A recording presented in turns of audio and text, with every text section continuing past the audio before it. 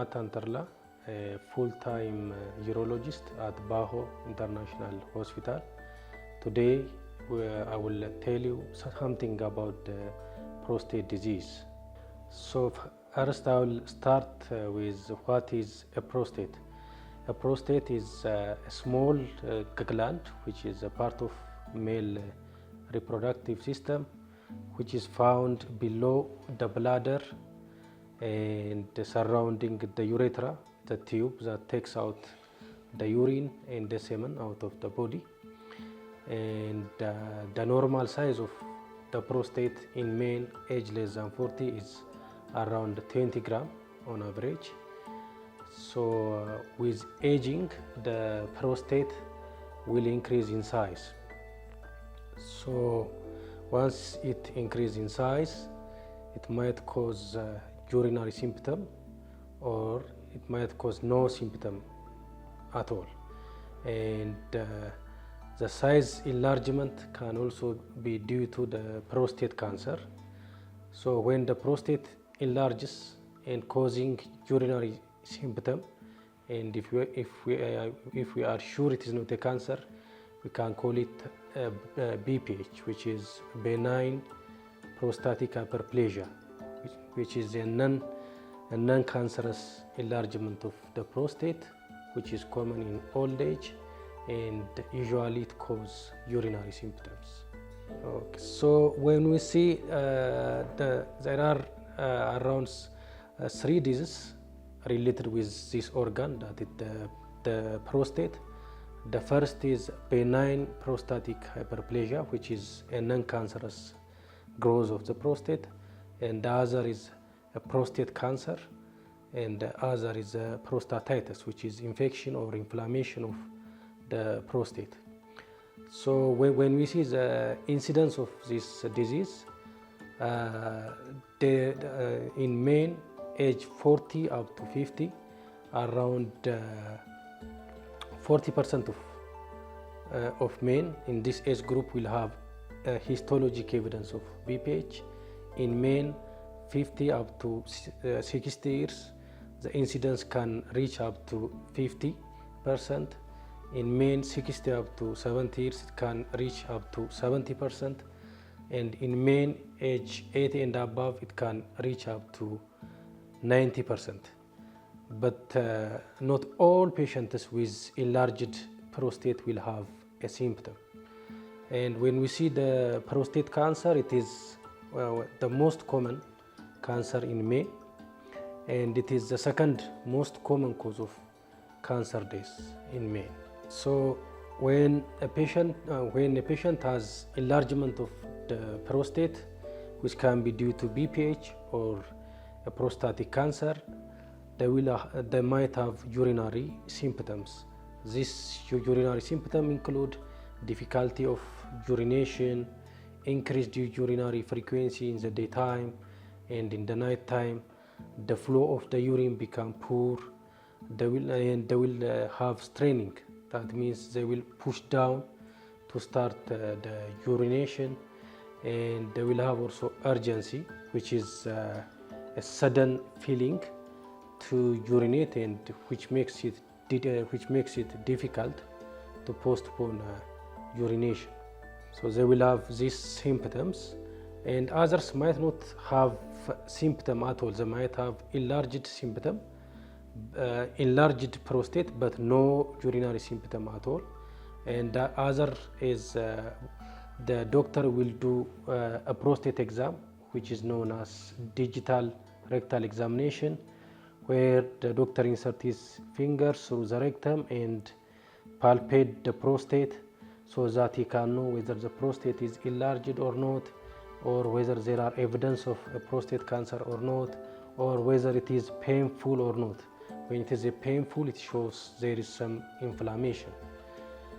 And it might also cause complications like the bladder stone, recurrent urinary tract infection. It can also damage the kidneys if it causes obstruction and not treated early. And sometimes it can also present with bleeding per urethra. So when we come to how to diagnose and work up a patient with suspected prostate disease, first is we will take a history. We will ask them whether they have urinary symptom or not. Then once we will take the history, well, the doctor will do the digital rectal examination to see whether the prostate is enlarged or not, and to look for evidence of the prostatic cancer. And then they need some laboratory investigations, of which the most important one is PSA, which means a prostate specific antigen. So in case of the prostate cancer, it will be higher than the normal range, and sometimes also due to inflammation it can be higher than the normal range. And they need a urine test, also abdominal pelvic ultrasound to see to assess the actual size of the prostate. So after doing those laboratory investigations and physical examination, if there is suspicion of a prostatic cancer, they might need further workup, which might include an MRI, which is known as a multi-parametric MRI. On the MRI, if there is suspicion of a prostatic cancer, then we will do a prostate biopsy. So in the prostate biopsy, we can confirm the diagnosis of a prostatic cancer. It can also tell us about the grade of the cancer, which is important for the management.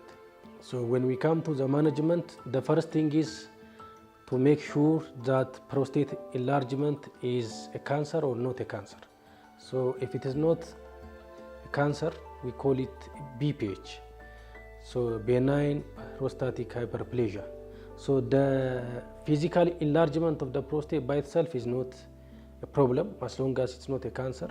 So when it causes a problem, that is a urinary problem, it needs a management. So the first line of management is with a medication, single or combination of drug that will improve the symptoms. But if the patient have enlargement of the prostate, not a cancer, and doesn't have urinary symptom, just simple lifestyle modifications like reducing the caffeine, reducing the spicy food, and reducing the soft drinks will improve the urinary symptoms. But if the patient have severe urinary symptoms that doesn't respond for the medication, or if they have complications like bladder stone, kidney injuries, recurrent infection, recurrent bleeding, they might need a surgery. So the surgery can be minimally invasive surgery using endoscopic approach, or sometimes when it is very big, it might need open surgery. And when we come to the prostatic cancer, so the management depends on the biopsy result and on the size of the prostate. So we will stage and grade the prostate. Then the management depends whether it is a localized cancer, locally advanced, or metastatic cancer. So the management can be just simple follow-up with doing certain investigations at certain time interval, or radiation therapy, surgery, or when it is very advanced, hormonal therapy, or it might need a combination of this. And when it is an infection, it needs long-term antibiotic with anti-inflammatory. So the first thing is they should visit a physician, if possible a urologist, to have those workup and to know whether it is just non-cancerous growth or a cancerous growth. Then we will assess the severity of symptom and will be given appropriate treatment. And the other important thing is the screening. So prostatic cancer, the incidence as well as the severity is very high in Black populations. So, and in those who has a family history of prostatic cancer. So in the Blacks and in those men who have family history of prostatic cancer, screening starting at the age of 40 to 45 with PSA, annual PSA. Screening is recommended, and when there is suspicion of a prostatic cancer, they need further investigation like MRI and prostatic biopsy. So I will recommend those men age 40 and above to be screened for the prostatic cancer. This is all I have for today. Thank you.